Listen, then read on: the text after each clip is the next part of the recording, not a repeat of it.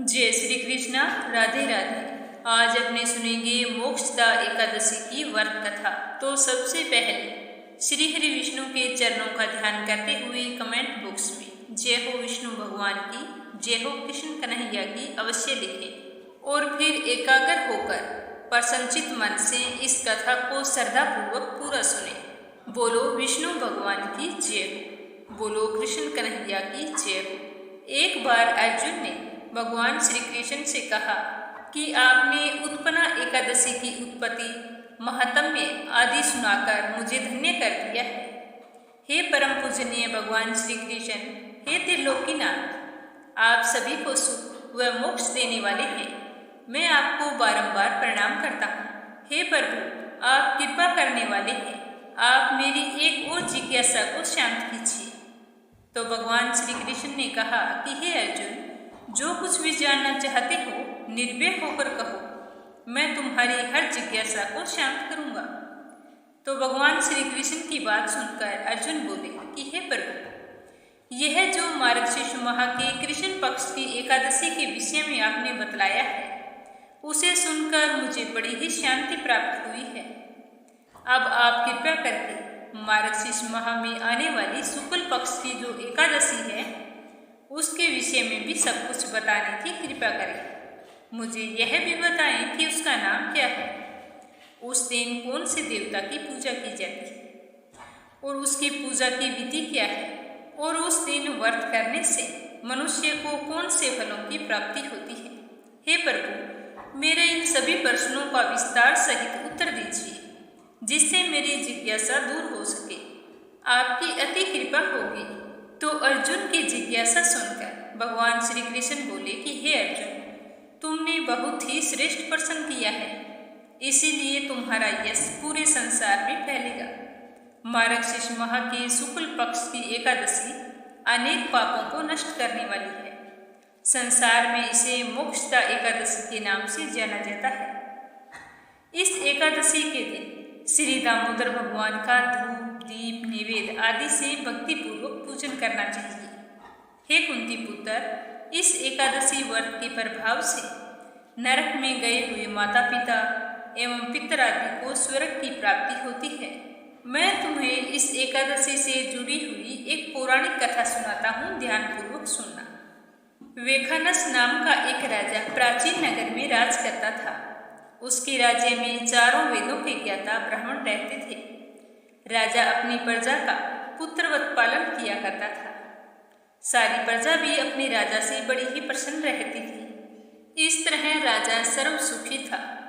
एक रात्रि को राजा ने सपने में देखा कि उसके पिताजी नरक की यातनाएं भोग रहे हैं।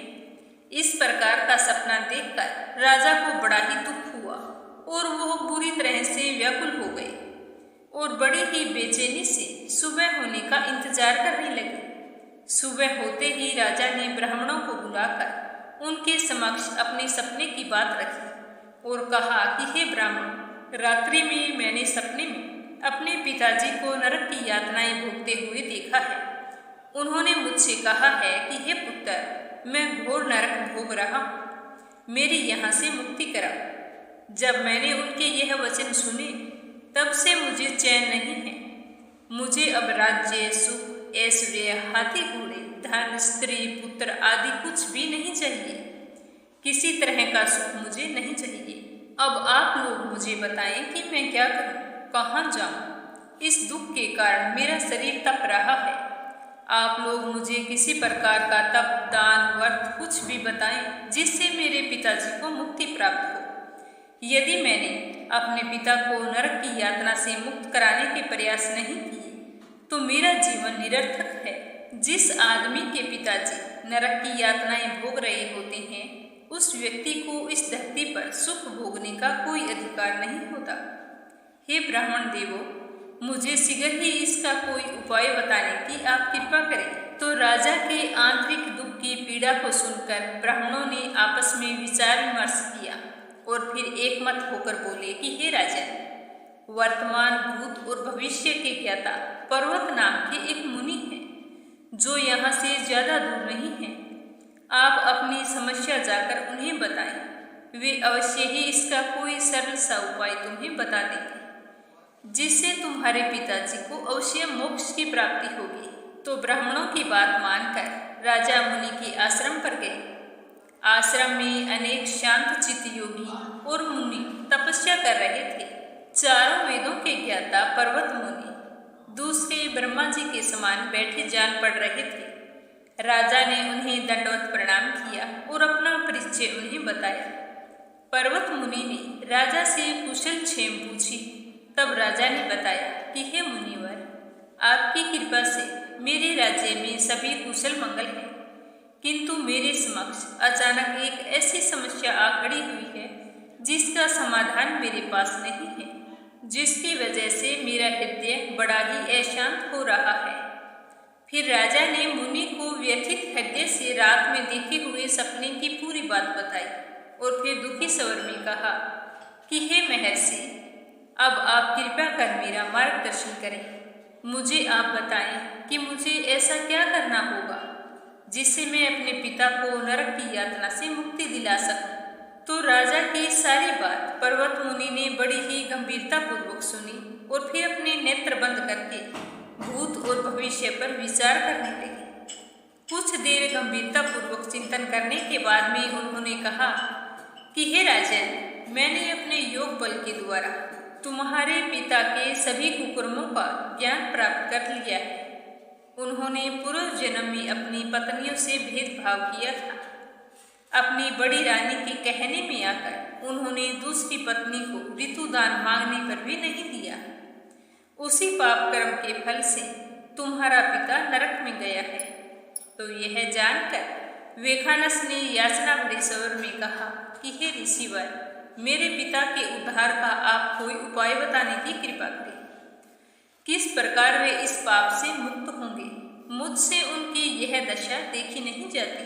तो पर्वत मुनि बोले कि हे राजन, मार्गशीर्ष मास के शुक्ल पक्ष में जो एकादशी होती है उसे मोक्षदा एकादशी कहते हैं।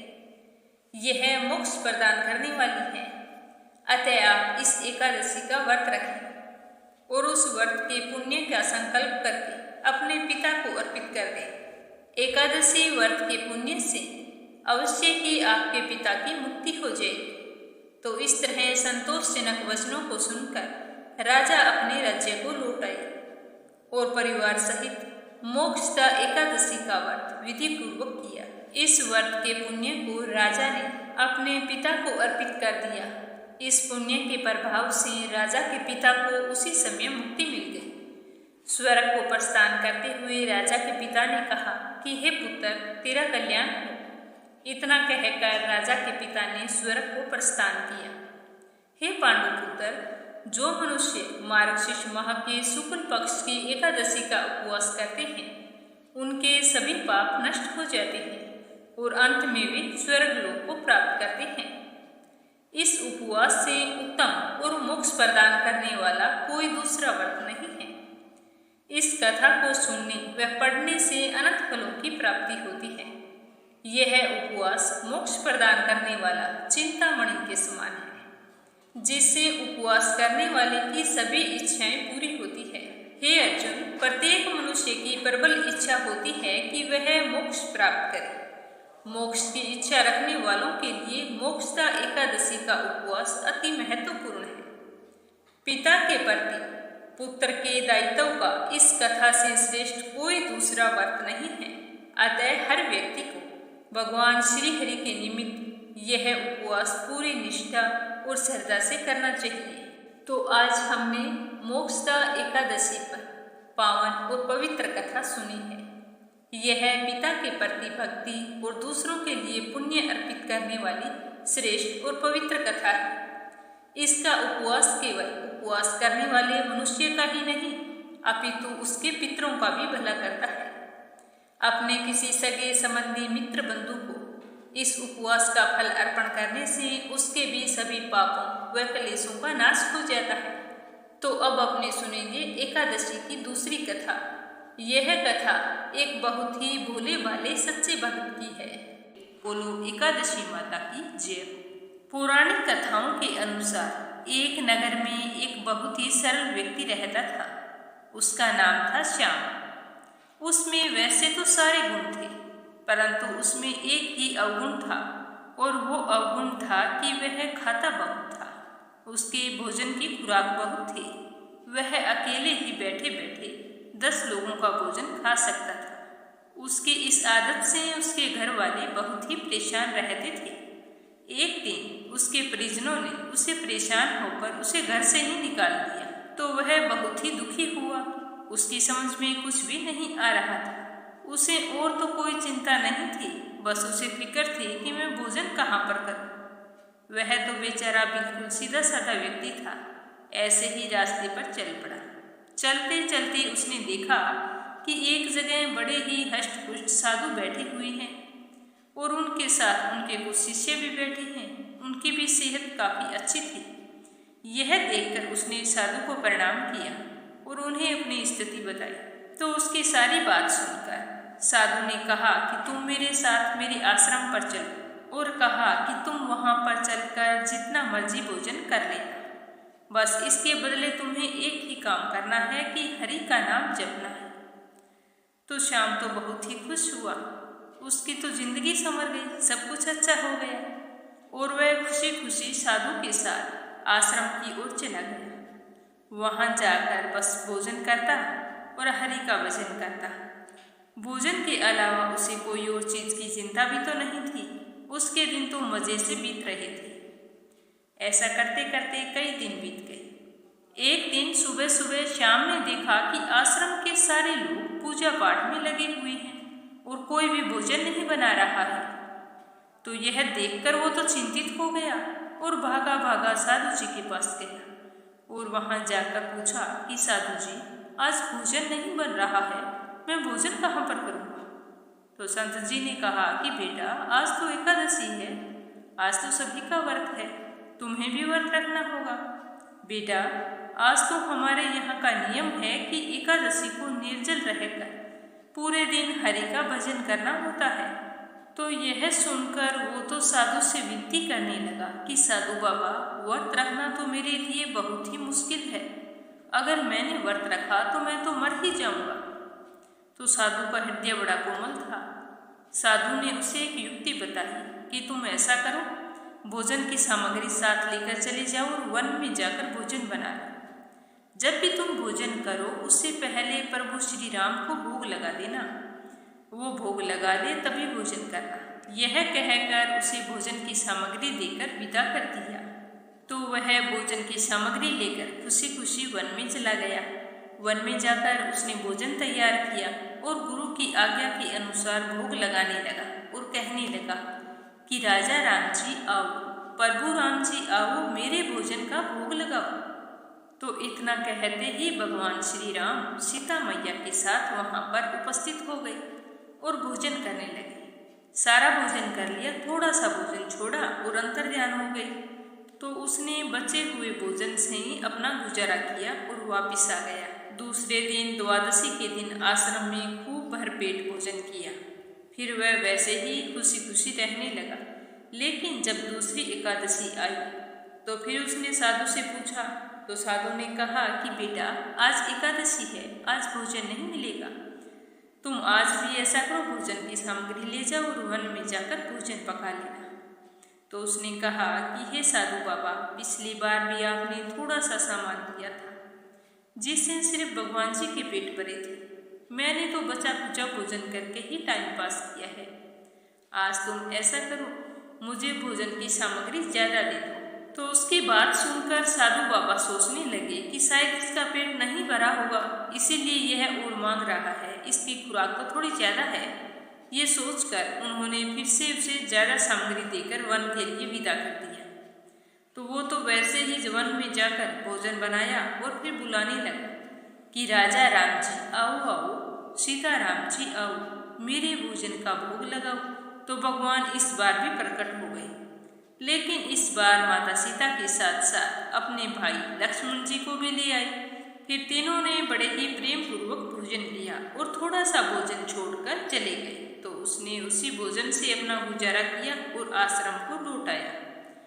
15 दिन बाद फिर एकादशी आई तो उसने फिर राशन मांगा और गुरुजी से कहा कि गुरुजी, आप तो थोड़ी सी सामग्री देते हैं, वहाँ तो पूरा परिवार भोजन करने के लिए आता है तो आटा कम पड़ जाता है।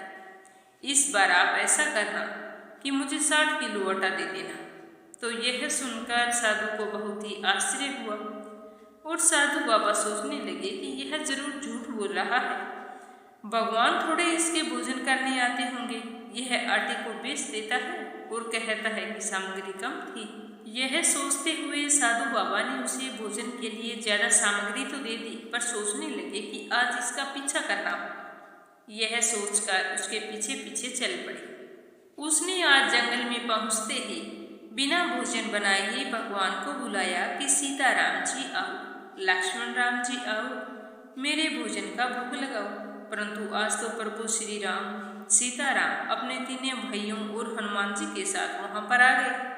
उन्हें देखते ही श्याम ने उन्हें प्रणाम किया और कहा कि देखो प्रभु, मैं तो ठहरा आलसी जीव, मुझे तो खुद के लिए ही भोजन नहीं बनाना आता और आप तो पूरा ही खानदान लेकर आ गए हैं। अंत में जो कुछ मुझे बचा खुचा मिलता है उसी से मुझे गुजारा करना पड़ता है, इसीलिए ये लो राशन खुद बनाओ और खुद ही खाओ। तो उसकी बात सुनकर भगवान श्री राम मुस्कुराने लगे और सारे के सारे काम पर लग गए। हनुमान जी को लकड़ी लाने भेज दिया। भरत शत्रुघ्न सब्जी काटने लगे। माता सीता ने रोटी बनाई और लक्ष्मण ने उनकी सहायता की। इधर पेड़ की ओट में बैठे हुए साधु बाबा यह सब कुछ देख रहे थे तो उनके नेत्रों से आंसू बहने लगे और वो सोचने लगे कि यहाँ दाढ़ी सफेद हो गई, पूरा जीवन निकल गया, परंतु प्रभु के कभी भी दर्शन नहीं हुए।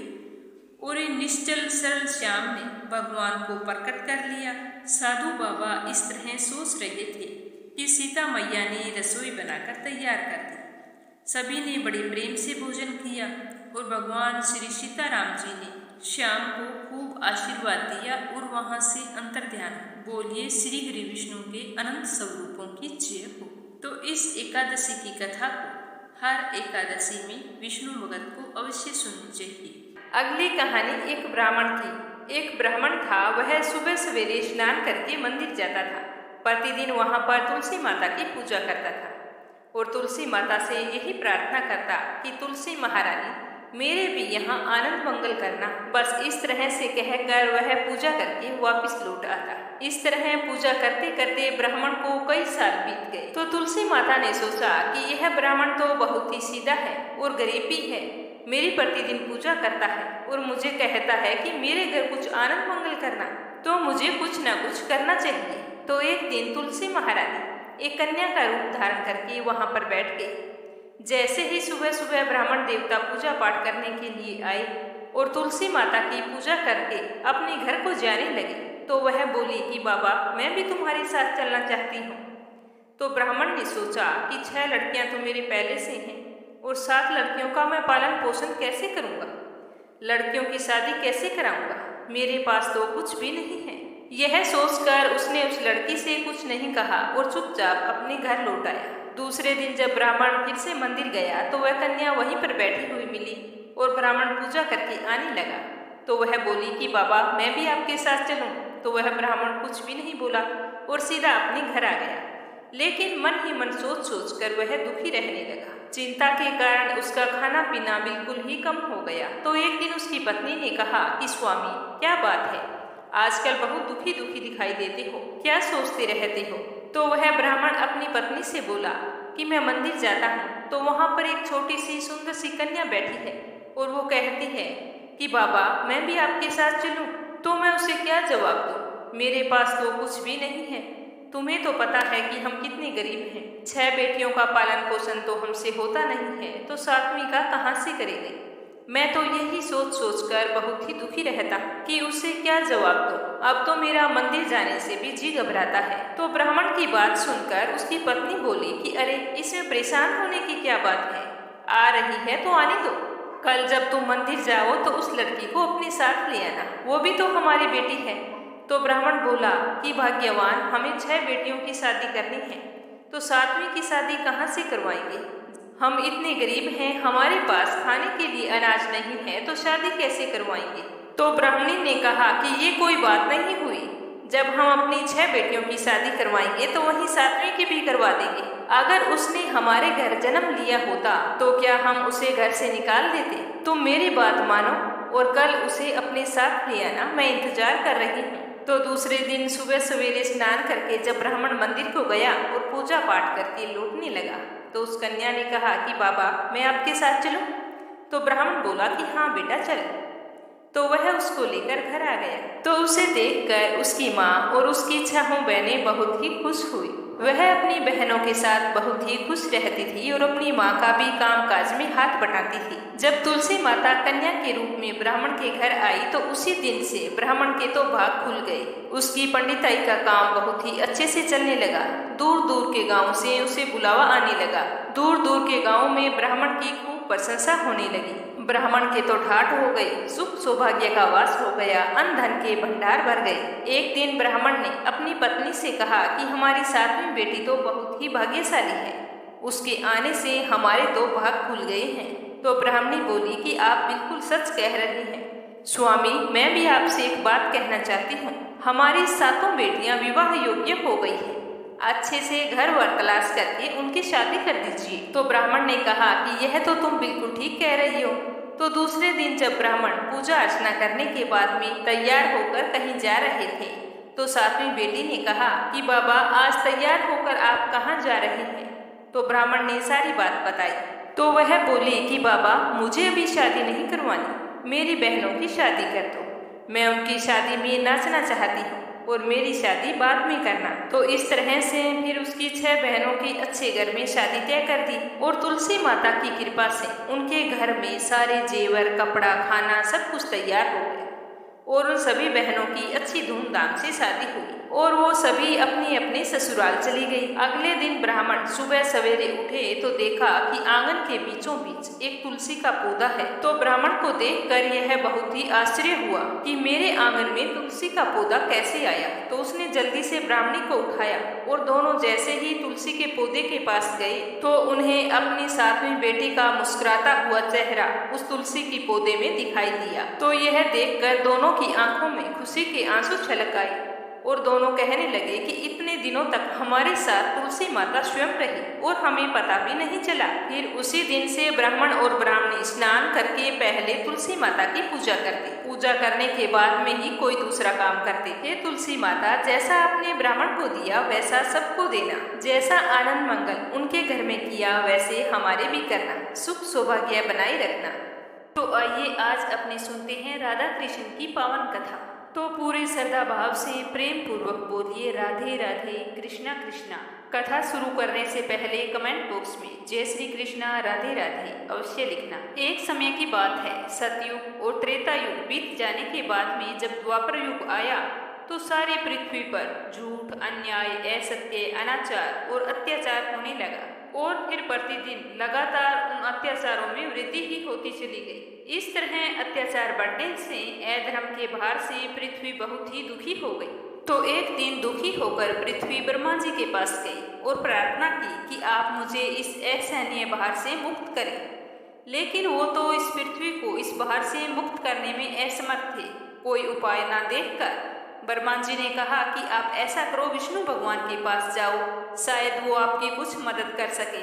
तो पृथ्वी फिर विष्णु भगवान के पास गई तो वहां पर देखा कि विष्णु भगवान तो आराम से लेटे हुए हैं और माता लक्ष्मी उनके पैर दबा रही हैं। तो पृथ्वी ने वहां जाकर विष्णु जी को प्रणाम किया। तो विष्णु जी ने कहा कि कहो, आज तुम्हारा यहाँ कैसे आना हुआ? तो पृथ्वी बोली कि आज मुझ पर एक बहुत ही भारी संकट आ गया है, आप ही मुझे उससे निजात दिला सकते हैं। मैं इसी उम्मीद में आपके पास आई हूँ। तो भगवान विष्णु के पूछने पर पृथ्वी ने अपना सारा दुख विष्णु जी को बताया। तो पृथ्वी की सारी बात सुनकर विष्णु जी ने कहा कि मैं पृथ्वी के दुख से परिचित हूँ। पृथ्वी को भार मुक्त करने के लिए मैं शीघ्र ही ब्रज में कृष्ण के रूप में अवतार लेने वाला हूँ। मैं वासुदेव की पत्नी देवकी के गर्भ से जन्म लूंगा और मैं लक्ष्मी के बिना और लक्ष्मी मेरे बिना नहीं रह सकती। इसीलिए लक्ष्मी जी राधा के रूप में बरसाने में वृषभानु गोप के घर में जन्म लेगी और उसके बाद ही मैं पृथ्वी को इस भार से मुक्ति दिलाने का प्रयास करूंगा, क्योंकि एक एक पापी का वध करना तो बहुत ही कठिन है। इसीलिए मैं ऐसा कोई उपाय करूंगा कि संसार के सारे पापी आपस में ही लड़ भिड़ कर पृथ्वी को बहारहीन बना देंगे। आप निश्चित होकर जाइए। और फिर पृथ्वी लोक पर एक दिन और कृष्ण गोकुल में नंदगोप पत्नी यशोदा की गोद में पलने लगे। और उसी समय लक्ष्मी जी ने बरसाने के वर्ष भानुगोप की पत्नी के गर्भ से जन्म लिया, जिसका नाम माता पिता ने बड़े ही चाव से राधा रख दिया। दो अलग अलग गांवों में रहते हुए भी राधा और कृष्ण बचपन से ही एक दूसरे को चाहने लगे थे। जब कृष्ण कन्हैया गौओं को लेकर वन में जाया करते थे तो वहां पर कृष्ण कन्हैया की मुलाकात राधा से हो जाया करती थी। इस तरह दोनों बड़े हो गए। जब दोनों बड़े हो गए तो रात की बेला में श्री कृष्ण अपनी बांसुरी की स्वरों द्वारा प्रियतमा राधा को पुकारते थे और राधा अपनी सहेलियों गोप बालाओं के साथ श्री कृष्ण के पास पहुंच जाती थी।